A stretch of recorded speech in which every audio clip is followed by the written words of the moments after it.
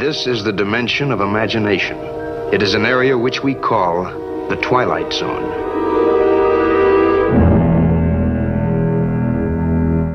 That is the iconic opening to the 1960s cult classic television show, The Twilight Zone, narrated by Rod Serling, who was the creator of the program. This is part one of a two-part series.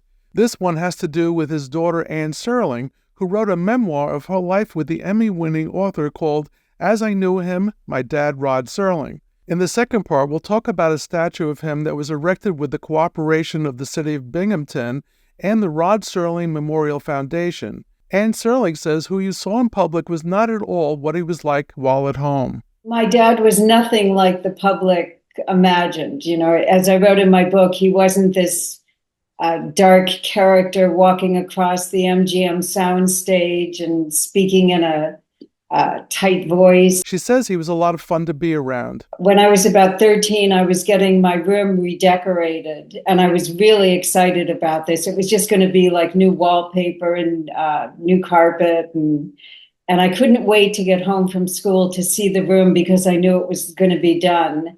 And when I got home, I ran up to my room, and in the corner of the room, it looked like the dog had gone to the bathroom.